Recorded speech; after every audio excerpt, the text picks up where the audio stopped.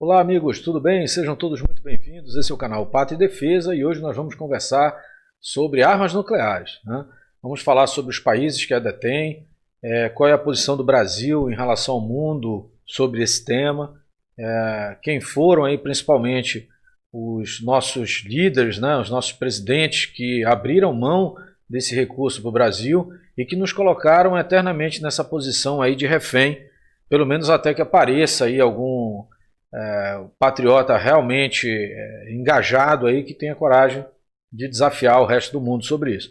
Até então, a gente pode dizer o seguinte: enquanto esse obstáculo não for superado, nós sempre vamos nos manter na condição de subserviente, né, à ordem que estiver estabelecida no planeta, né? É muito importante que vocês entendam que a questão de você possuir um armamento ou uma condição de defesa não necessariamente significa que você está buscando conflito ou quer atacar alguém, né? Eu gosto sempre de trazer esses exemplos aí para o cotidiano e para a vida real. Então basta você imaginar que a sua casa possui portões abertos, né? Ou meramente você tem ali uma grade que qualquer um pode pular. Até porque do lado de fora, né, na vida real, na sociedade, do lado de fora, os elementos que têm intenção de invadir a sua casa, eles têm total acesso a armamentos, eles têm total acesso a formarem grupos para poder pilhar aquilo que tem de patrimônio, aquilo pelo qual você lutou para conquistar, ou mesmo aquilo que você recebeu pelos dons de Deus, né? Então, é contra isso que um país precisa se preparar com relação aos seus vizinhos, sejam eles próximos, né, ou mesmo aqueles vizinhos remotos, que tem como objetivo, vamos dizer, o patrimônio, aquilo que você possui abaixo do seu solo, né? Ou mesmo as suas riquezas naturais e até mesmo a sua população, né? Tudo hoje é uma commodity mundial, inclusive a mão de obra, o trabalho, né, o clima, tudo isso hoje é convertido em um processo de interesse de outras nações. Antes da gente prosseguir aqui no vídeo, eu vou pedir para você curtir e compartilhar, né, como sempre. E se você caiu aqui de paraquedas, está aqui pela primeira vez, eu vou pedir para você se inscrever no canal. Isso vai fazer com que os próximos vídeos, né, que a gente publique aqui, você receba lá uma notificação. Inclusive, vai lá no sininho e marca todas as notificações. Porque aí qualquer vídeo que a gente postar, você vai estar recebendo um alerta aí. Se você não quiser assistir, não tem problema, você passa adiante. Mas pelo menos você garante que o YouTube te entregue aí essa notificação do vídeo, caso você goste desses temas aqui. O canal Pátria e Defesa é um canal dedicado aí a discutir temas de defesa, né, temas de geopolítica. Eu trabalho nesse segmento aí há mais de 20 anos. Eu sou não só um entusiasta do setor, mas eu já ocupei várias funções, né, nesse meio. Eu já fui conselheiro do país em diversos momentos aí entre o Brasil e outras nações, inclusive os conselhos de alto nível governamental entre o Brasil e os Estados Unidos, Brasil-China, Brasil-Rússia, né, dos quais eu tive prazer aí de sentar nos assentos mais altos aí para discutir esses assuntos com autoridades dos outros países. Autoridades políticas e autoridades empresariais também, né? Quando eu falo autoridades, significa aqueles que dominam o tema, tá? Então, sem mais delongas, aí nós vamos prosseguir no vídeo. Aos poucos vocês vão entendendo aí o porquê que essa temática é tão relevante na vida de todos nós, né? Então, primeiramente, nós vamos conversar aqui sobre a capacidade nuclear do Brasil, da capacidade nuclear no resto do mundo, né? E como nós estamos inseridos aí, o quanto isso é importante na vida de todos nós, né? Bom, atualmente nós temos 9 nações no mundo que detêm aí a capacidade nuclear militar, ou seja, a capacidade de transformar combustíveis, né, em ogivas e essas ogivas serem aplicadas, ou seja, empregadas em algum tipo de vetor balístico, no caso um míssil, para ser entregue no território do adversário, né?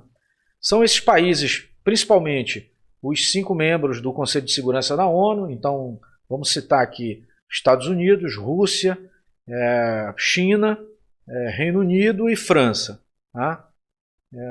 Esses são os países que são considerados potências nucleares plenas, né? Nós temos outras potências nucleares como a China, a Índia e o Paquistão, né, que possui também uma grande quantidade de artefatos. Nós possuímos aí como estimativa que Israel tem aí armas nucleares também, mas o próprio Israel não admite que possui esse equipamento, apesar disso ser consenso mundial, principalmente na comunidade de defesa. E por último aí nós temos a Coreia do Norte, né, que foi a última, vamos dizer, a caçula a ingressar, né, nesse segmento. Tá? Outros países também no mundo, eles tiveram essa capacidade nuclear e abriram mão dessa capacidade. A gente pode citar aí o Cazaquistão, a Bielorrússia, e nesse contexto, isso ocorreu, aí a própria Ucrânia, né, isso ocorreu por conta da dissolução da União Soviética.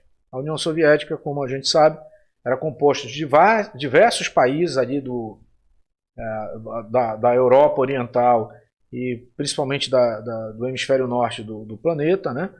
E quando houve a dissolução ali da União Soviética, alguns desses países continuaram com o seu armamento nuclear e foi feito um acordo ali para que eles tivessem a sua independência e que eles entregassem ou abrissem mão dessa tecnologia. Né? Outro país também que eu gostaria de citar aqui é a África do Sul, que também detinha a capacidade nuclear e abriu mão desse poder. Mas, dito isso, a gente já vai passar um pouquinho para a nossa realidade. Tá? E nós vamos falar de Brasil e Argentina. Até a década de 70, houve uma corrida nuclear no continente sul-americano, entre o Brasil e a Argentina, onde nós estávamos buscando essa capacidade, e os nossos irmãos ali também. Né? Isso despertava ali grande atenção aí por parte da comunidade internacional, até porque, por diversos motivos, tanto o Brasil quanto a Argentina abriram mão dos seus programas. Tá? Eu vou me ater agora especificamente ao Brasil e aos responsáveis por isso. E depois eu vou discernir aí, discutir sobre se isso é positivo ou negativo para o nosso país. Tá? Eu também, aqui em prosseguir sobre as nossas conversas, eu gostaria de dizer que isso é uma conversa informal. Então não esperem aqui, e nem eu vou me atrever a fazer isso por vários motivos, inclusive estratégicos, em passar aqui números absolutos para vocês. Tá? A gente vai sempre passar números aproximados, tanto de datas, quanto de potência, enriquecimento, até porque são assuntos sensíveis ao nosso país. Eu, ao longo da minha trajetória no setor de defesa, eu tive acesso a muitas dessas informações e eu não vou estar aqui, até por uma questão de respeito aos ciclos, tanto empresariais e de defesa que eu frequento, ou mesmo dos grupos de estudos que eu participo, de colocar aí qualquer informação sensível que não seja aquilo que já seja de conhecimento aí da imprensa e da comunidade de defesa internacional. Tá? Então nós vamos atentar aqui, especificamente, atender aqui a questão brasileira, né, sobre esse tema. Bom, o Brasil, ali até os anos 70, possuía um programa de desenvolvimento de combustível nuclear, né, e de enriquecimento da matéria-prima nuclear extremamente desenvolvido, tá? Num grau assim que realmente faltavam poucos passos até que nós chegássemos à questão bélica, né, do armamento, da questão nuclear. Tá? Realmente faltou muito pouco para que nós dessemos esse passo, e por questões de mudança e questões geopolíticas, estratégicas, esse programa ele era principalmente guiado aí pelas nossas forças navais, né, no caso pela Marinha do Brasil, e pela Força Aérea. Né? Num dado momento, houve muita pressão internacional, o nosso governo brasileiro, né, nós saímos da chamada, vamos dizer, o controle, um regime brasileiro político que era comandado por militares, para um governo ali civil, ali, principalmente a partir de 1984. Já em 78 e 79 iniciou a abertura, né, mas foi culminar ali em 1984 ali com a eleição do primeiro presidente civil, apesar de ter sido uma eleição indireta, foi feita dentro do Congresso Nacional, mas o primeiro presidente civil ali com o Tancredo Neves. Como todos conhecem a história, o Tancredo Neves não chegou a assumir o poder, né, foi assumido pelo presidente Sarney, e até o presidente Sarney a coisa não foi muito movimentada no sentido do desenvolvimento nuclear do Brasil. Porém, né, a partir da eleição do presidente Collor, nós tivemos, aliás, antes do presidente Collor, a partir da eleição, da promulgação da Constituição de 1988, a chamada Constituição Cidadã, né, que aqui entre nós serviu muito o propósito, principalmente esse período aí conhecido como redemocratização, mas que hoje precisa ser refeita. Mas houve um elemento ali que foi principalmente colocado por um grupo político que estava ressurgindo no poder, né, que selou o destino do Brasil com relação a ser uma potência nuclear e uma potência que fosse respeitada por todo mundo, independente de qualquer outro fator. Que é isso que um artefato nuclear faz pelo país. Ele coloca o país, né, ou o Estado em condições de sentar em qualquer mesa, independente do momento econômico que o mundo ou o próprio país está vivendo, independente do governo que está à frente desse Estado ou país naquele momento, ele te dá condições de negociação. Não que você vai usar esse poderio nuclear, mas que você vai ter esse artefato, você vai ter essa condição de sentar e ser respeitado em qualquer mesa. E a gente vai explicar isso mais um pouquinho mais à frente, tá? Bom, pessoal, continuando a nossa análise aqui, né, foi interrompida há pouco, o que a gente precisa entender é que a partir da Constituição de 88, houve uma grande mudança com relação ao desenvolvimento de armas nucleares por parte do Brasil. Na verdade, não só de armas nucleares, mas por conta do desenvolvimento de tudo que envolvesse, né, pesquisas nucleares no Brasil. Tá? É preciso dizer que nós éramos muito avançados nisso. Né? O Brasil ele domina completamente o ciclo da energia nuclear. Tá? Além de dominar, o Brasil é um dos poucos países que tem condições do início ao fim, né, de produzir não só energia nuclear, mas armamento nuclear. Inclusive, nós detemos as minas de urânio e plutônio que são necessários para isso. Algo que poucos países no mundo têm. Tá? Isso é uma informação também muito importante.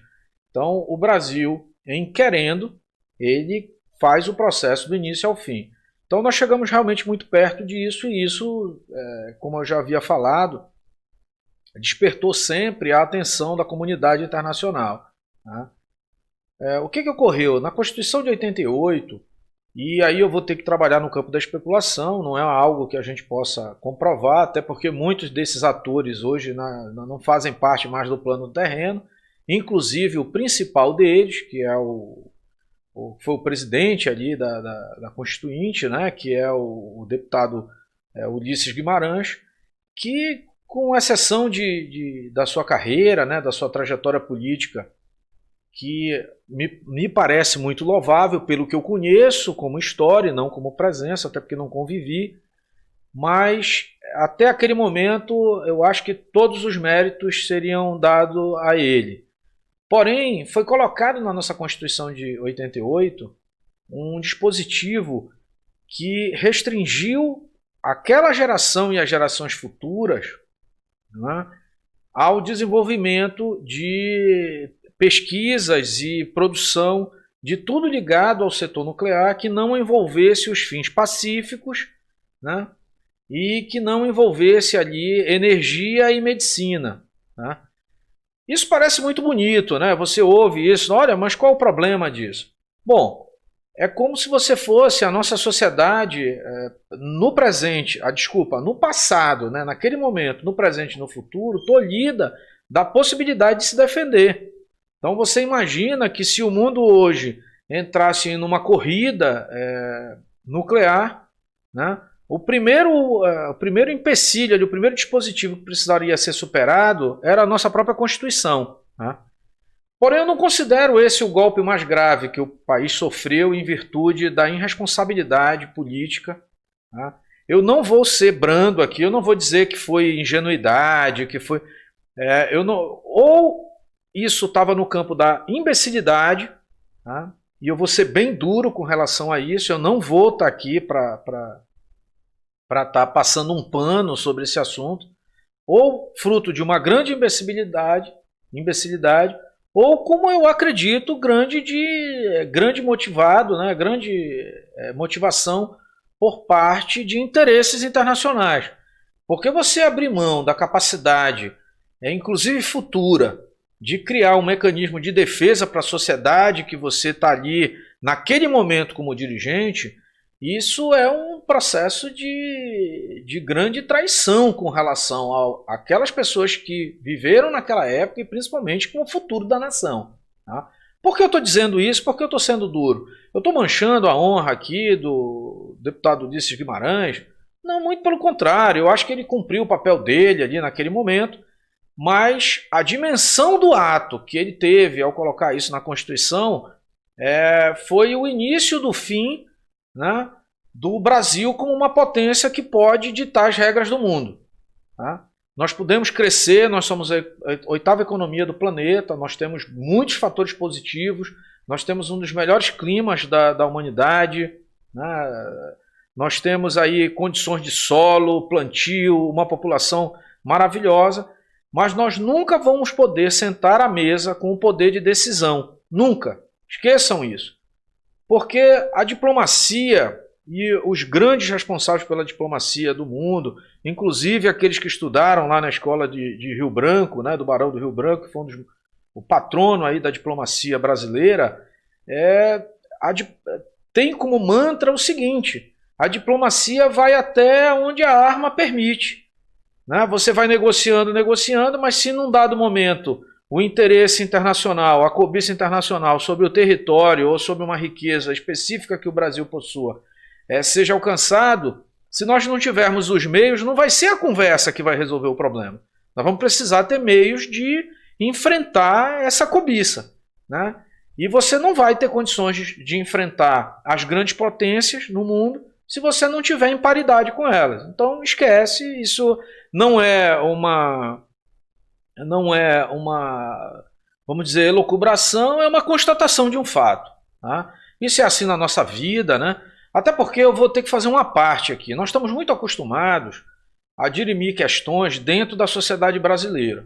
Então eu vou ter que fazer uma parte aqui e explicar para vocês que isso é possível porque nós temos forças armadas constituídas e tradicionais que blindam as nossas fronteiras para que os cidadãos que coabitam dentro do território brasileiro possam ser regidos pelas leis nacionais. O problema é que quando você vai para o segmento internacional, as leis brasileiras simplesmente são um rabisco num pedaço de papel. Tá? Você está sujeito à força e alguns acordos internacionais que muitos deles constantemente são ultrapassados por interesses. Tá? Então você não há quem recorrer verdadeiramente. Mesmo que você possa questionar um tribunal internacional no futuro, o mal já vai ter sido feito. Tá? Então, a maneira que você tem efetivamente de impor a vontade, de defender aqueles patriotas, seus compatriotas no caso, é você ter condições de impor respeito, inclusive de forma bélica, ao seu oponente. Tá? Isso é uma estratégia. A maioria das pessoas não tem convivência com esse tema. Eu sei que isso pode parecer um pouco agressivo, mas aqui nós estamos num canal que discute assuntos de geopolítica e defesa. Se você não está preparado para isso, não está preparado para discutir nesse nível, eu peço para você que vá procurar outro tipo de entretenimento, né? Porque aqui a gente está numa discussão de adultos. Outro ponto que eu vou colocar nesse momento: não pense que o que a gente está conversando aqui tem a ver com direita ou esquerda no país. Tá? Eu convivi bastante, inclusive, com grandes líderes do movimento de esquerda no Brasil. Eu discordo de alguns argumentos do segmento da esquerda, mas eu sei que no âmago, tanto das lideranças políticas de direita e da esquerda, isso é um consenso. A soberania do Brasil é um consenso. Tá? Não acha que não seja ingênuo de achar que havia discordância com relação a esse tema. O que acontece é que essa posição de defesa e essa questão, principalmente nuclear, nas agendas da direita e da esquerda, elas possuem prioridades diferentes. Tá? E eu poderia até me arriscar a dizer o seguinte, que na esquerda a prioridade era até maior. Tá? Mas não é esse o tema aqui, a gente vai conversar isso lá na frente. Eu apenas fiz questão de colocar isso à parte Porque se tem alguém aí que é da esquerda e acha que o assunto que a gente está conversando aqui tem a ver com Lula ou Bolsonaro, esqueça. Tem a ver com o Estado brasileiro, tá? Que está aqui antes dessas lideranças existirem e, se Deus quiser, permanecerão depois que elas partirem. Tá? Então a gente está conversando aqui sobre a tua casa, tá? E não quem é o gerente dela nesse momento. Então, antes de você criar alguma animosidade sobre mim, eu estou compartilhando com vocês aqui um conhecimento que eu adquiri convivendo tanto com lideranças da esquerda quanto da direita. E o interesse que importa aqui são os interesses nacionais, os interesses brasileiros. Então, sossega o facho aí e vamos continuar a conversa. Tá? Bom, chegando nesse ponto, eu posso dizer que o primeiro grande erro sobre o assunto nuclear para o convívio, para a sociedade brasileira, tá, ocorreu na Constituição de 1988. Por que isso? Porque uma vez cedido esse espaço para a comunidade internacional, para você reaver, você não vai conseguir reaver isso sem grandes sequelas. Então, esse foi o primeiro passo mal dado aí no segmento, no sentido da nossa soberania. Tá? Posteriormente a isso, já ali em 89, nós temos a eleição, né, do presidente Collor, né, o primeiro presidente democraticamente eleito, ou seja, foi eleito pelo voto direto. Até então nós estávamos ali num momento que era um momento intermediário a essa questão. A gente sabe onde termina o governo aí do presidente Collor. Eu não tenho nada contra ao presidente Collor em si, muito pelo contrário, eu acho que ele fez grandes avanços, principalmente no segmento, no sentido da economia. Não vou falar aqui, não vou entrar em tema corrupção, no tudo que se passou perante isso, até porque esses temas eles vão persistir aí por todos os presidentes que sucederam ele. Aliás, pelos presidentes que os antecedeu e pelos que sucederam. A gente vai falar da questão da intenção. Mas um passo também que foi agravado, mas apenas um passo publicitário, efetivamente ele não representou, vamos dizer, um fato técnico na nossa questão nuclear, mas uma propaganda negativa imensa para a questão da nossa subserviência em relação ao resto do mundo, foi quando o presidente Collor foi ali até a Serra do Cachimbo, né, numa base pertencente à Força Aérea, que fazia parte do desenvolvimento, do Programa de Desenvolvimento Nuclear Brasileiro, onde havia sido cavado ali um poço de profundidade, um poço profundo, para futuros testes nucleares. Então ele vai lá e faz um gesto simbólico, ele coloca uma pá de cal ali, né? Ele joga uma pá de terra, no buraco, o que representa vamos dizer assim, conceitualmente, uma pá de cal no programa nuclear brasileiro, pelo menos do ponto de vista bélico. Tá? Esse foi um segundo passo ali de bastante equívoco na nossa política, vamos dizer assim, relativa à soberania. A intenção era manifestar que nós tínhamos intenções pacíficas, isso é muito saudável, mas você não precisa entregar, né?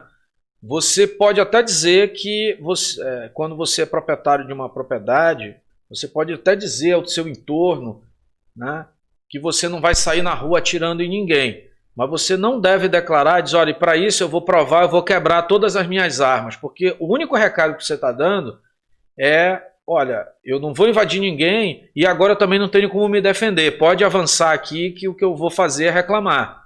Então isso também é considerado uma estupidez estratégica. Tá? Mais uma vez, eu não tenho nenhuma pretensão política, não tenho nenhum interesse político, eu estou fazendo uma análise crua como um cidadão brasileiro que tem todo o direito, e principalmente quando detém o conhecimento que eu detenho, de analisar essas questões. Né? Então, esse foi o segundo passo errado. Agora, ninguém conseguiu fazer tanto mal para o Brasil, ninguém, para a população brasileira, nesse sentido da defesa. Tá? Eu não estou aqui julgando os outros fatos políticos que essas pessoas criaram, né? As inovações que elas criaram na sociedade brasileira, e aí todos têm o seu mérito. Eu estou falando exclusivamente, especificamente sobre a questão de defesa e soberania brasileira. Tá? Então é bom deixar esse parênteses aqui para todos poderem compreender. Mas ninguém fez tanto mal para a soberania brasileira e para essas questões de defesa quanto o presidente Fernando Henrique. Apesar de ter grandes méritos, né, principalmente com relação ao Plano Real, né, mas com relação à questão da defesa, foi o maior desastre brasileiro. Não só na questão nuclear, mas também pelo sucateamento da indústria de defesa nacional. Ele foi um dos grandes responsáveis pelo esse sucateamento. Eu falo de cadeira, eu sou membro da indústria de defesa nacional, eu tenho grandes trabalhos feitos nesse segmento e posso dizer categoricamente o quanto o governo Fernando Henrique colocou uma pedra sobre a indústria de defesa brasileira, que até hoje, a duras penas, está tentando se reerguer. Tá? Mas com relação ao programa nuclear brasileiro, ele criou um empecilho que eu considero muito difícil. De todas as ações que sabotaram a soberania nacional, essa é uma que talvez seja a mais intransponível. Porque no governo Fernando Henrique nós assinamos um dispositivo chamado de Tratado de Não Proliferação de Armas Nucleares.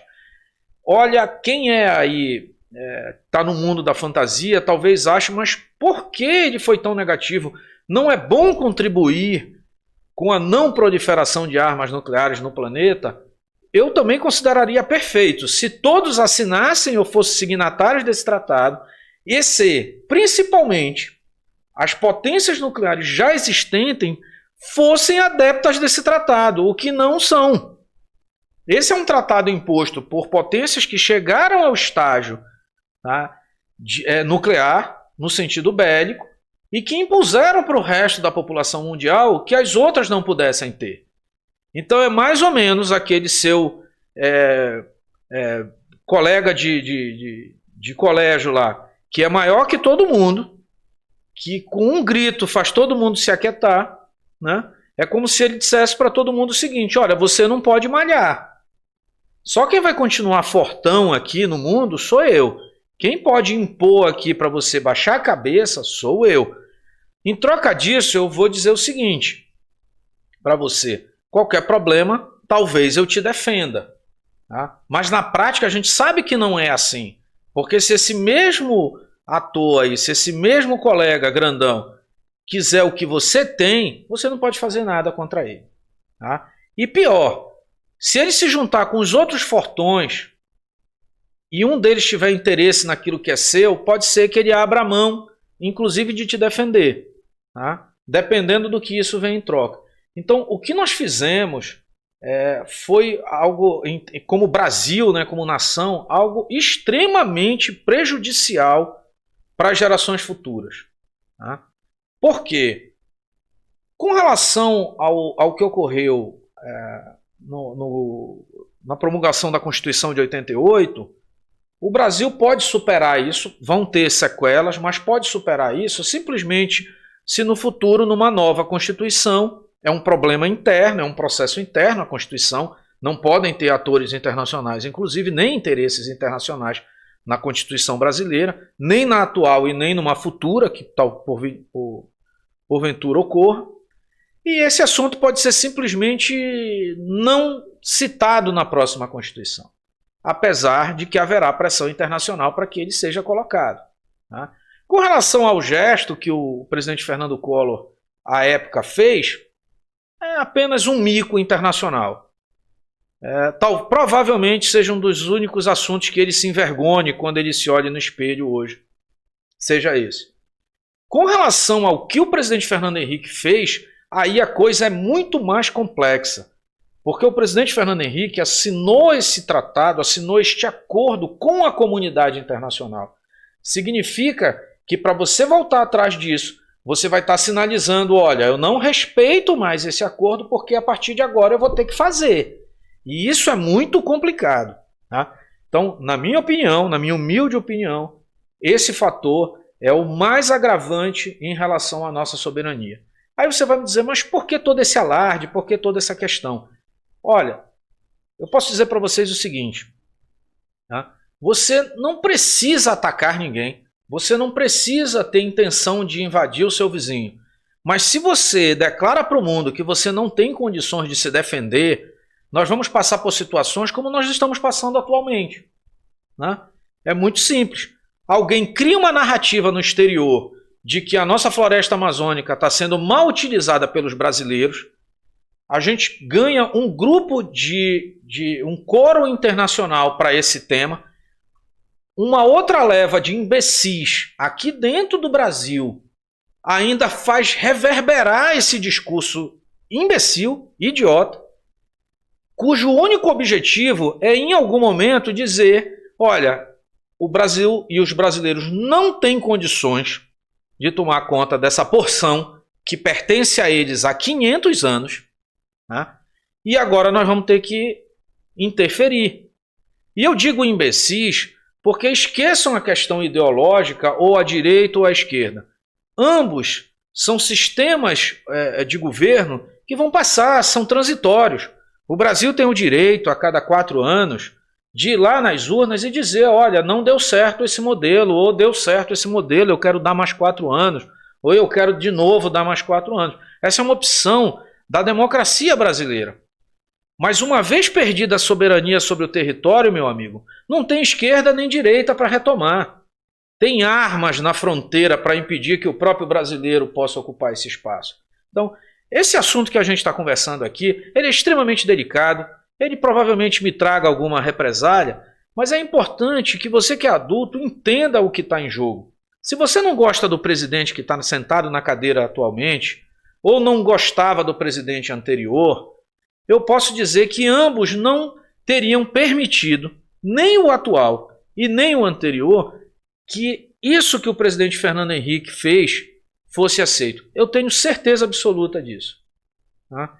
Porque ambos, apesar de diametralmente opostos com relação às suas ideias, eram nacionalistas. Eram em prol do povo brasileiro. Ambos. Então, se você estava aqui até esse momento achando que no final eu ia fazer um desfecho, colocando todos os méritos em relação à direita, não é isso. Eu sou um conservador, meu encaminhamento é de direita, mas com relação a questões estratégicas de defesa, a gente precisa observar aquilo que é bom para a nação brasileira. E a nação brasileira fazem parte desta nação, e é importante que você entenda isso, o seu povo e o seu território. Né? Tem outros fatores que contribuem, mas principalmente a nação brasileira é definida pelas suas fronteiras, ou seja, pelo seu território e pelo seu povo. Então você abrir mão de parte disso, porque um atorzinho americano fez um comentário para poder ganhar mais dinheiro lá no seu ciclo de poder, né, e mais prestígio, ou porque uma garota maluca da Europa que não consegue olhar nem o próprio umbigo, vem aqui se envolver nas questões que pertencem a 210 milhões de brasileiros, né, que lutam com todo o suor para viver o seu dia a dia. Se você vai dar ouvido para isso apenas por uma questão ideológica, me desculpa, você é um mau brasileiro, não devia nem viver aqui. Não porque você é de direita ou de esquerda, é porque você é um vendido, só por isso. Então, nós estamos convivendo aqui e nós precisamos ter atenção e interesse ao que é o nosso país e às nossas riquezas. Esqueçam aquelas pessoas que tentam diminuir, né, o lugar onde você habita, a tua casa, a tua nação, onde moram os teus familiares e os teus amigos, para poder simplesmente vir aqui tirar um pedaço. Eu gosto sempre de fazer analogias com a nossa vida, com o nosso cotidiano. É como se alguém começasse a dizer que na tua casa o telhado é mal lavado, entendeu? E alguém dentro da tua casa simplesmente vai dando voz para isso, quando você vê que você está fora de casa. Quando você vê esse cidadão que vinha lá e colocava um olho gordo no teu patrimônio, é porque simplesmente ele queria isso para ele.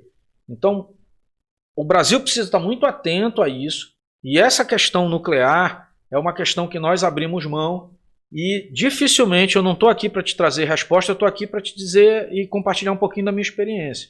Eu não sei como é que nós vamos contornar isso no futuro, e nem sei se isso é contornável, né? Mas nessa Semana da Pátria, onde a gente já falou aqui sobre a Amazônia 2 vezes, já falamos sobre a própria independência do Brasil, eu não podia deixar de passar aqui sem falar sobre essas brechas que foram dadas na nossa soberania. Tá? Eu espero que esse material que eu compartilhei com você aqui seja assimilado por você. Eu não estou aqui para convencer ninguém, eu não quero fazer você votar em ninguém, Tá? Eu não quero que você mude de lado. Se você é de esquerda, continue sendo de esquerda, apenas estude o que é ser de esquerda. Se você é direita, saiba que você já está meio caminho abençoado, você só precisa ter mais conhecimento de como evoluir isso para que você não perca, né, ou não entregue aquilo que é de mais rico na sua vida para os outros que estão lhe manipulando, mas você já está meio caminho andado. Mas eu não estou aqui para dizer nem que você seja de direita ou nem que você seja de esquerda. Eu peço para que você observe em torno, saiba identificar os interesses estrangeiros, sabe identificar as cobiças estrangeiras, né? E poder trazer um pouquinho de luz aí sobre esse assunto para a tua vida. Tá? Eu vou pedir aqui, eu vou finalizar esse vídeo nesse momento, eu vou pedir aqui para você curtir e compartilhar se gostou daquilo que nós conversamos. Tá? E se você chegou aqui pela primeira vez, se inscreve no canal. Né? O próximo vídeo nosso você já vai ser notificado. Então, isso é muito importante. A gente aqui tem o objetivo de trazer um esclarecimento para você. Tá? Nós não queremos mudar a tua opinião, apenas trazer uma informação. A opinião ela vai ser sempre sua. Aliás, tema e duvide de todos aqueles que queiram mudar a sua opinião. Não é esse meu trabalho aqui, mas trazer alguma informação. Outra coisa, você duvida daquilo que eu estou te trazendo aqui de informação? Pesquisa, cara. Eu não sou dono da verdade. Eu estou apenas compartilhando a minha experiência com vocês. Tá? Um grande abraço a todos vocês. Esse é o canal Pátria e Defesa. Eu sou o Moisés, especialista, entusiasta do setor da defesa. Trabalho há mais de 20 anos no segmento e sempre que possível eu trago um pouco da informação que seja possível e não sensível a ponto de ser compartilhada com vocês. Um grande abraço a todos, uma boa noite e uma boa Semana da Pátria.